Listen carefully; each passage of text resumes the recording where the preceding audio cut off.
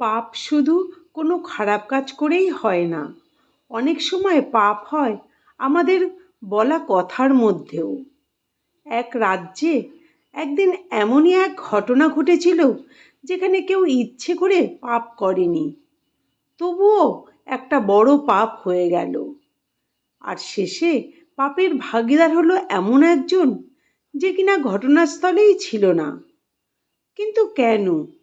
আজ সেই কাহিনী তোমাদের সামনে তুলে ধরব। এক রাজা তার প্রাসাদে ব্রাহ্মণ ভোজনের আয়োজন করেছিলেন। প্রাসাদের খোলা আঙিনায় বড় করে রান্না চলছিল।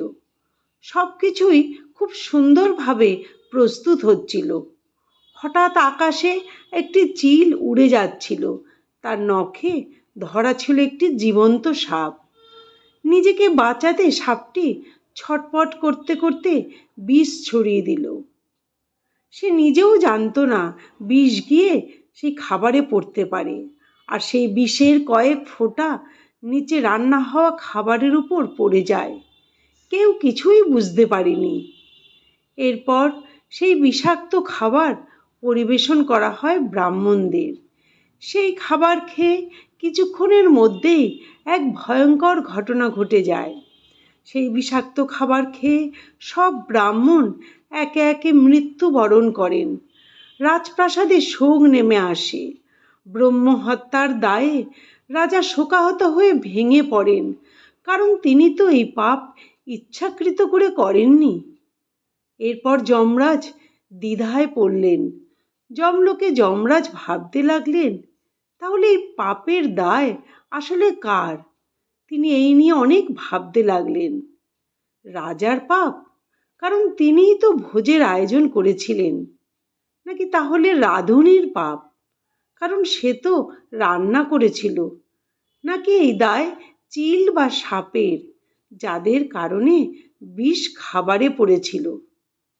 কিন্তু কেউ তো ইচ্ছাকৃতভাবে কিছুই করেনি। তাই যমরাজও কোনো সিদ্ধান্তে পৌঁছতে পারলেন না। কয়েকদিন পর কিছু ব্রাহ্মণ রাজার সঙ্গে দেখা করতে যাচ্ছিলেন।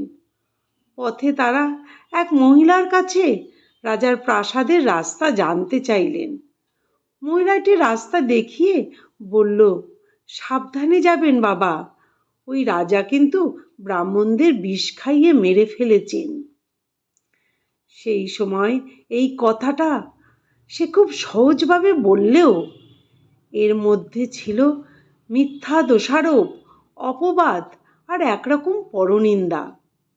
এই কথা শোনা মাত্রই যমরাজ সিদ্ধান্ত নিয়ে ফেললেন, ব্রাহ্মণ হত্যার সমস্ত পাপ এই মহিলার উপরে বর্তাবে।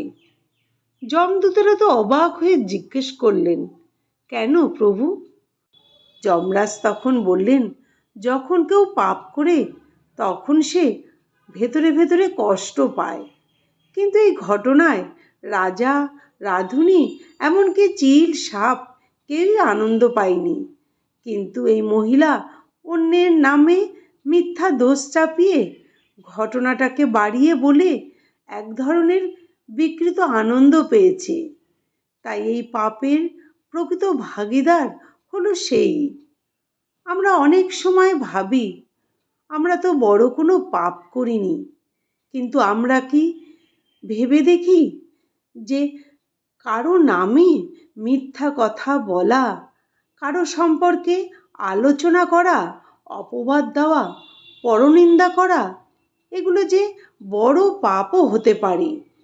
মনে রাখবে, কথার মধ্যেও পাপ লুকিয়ে থাকে।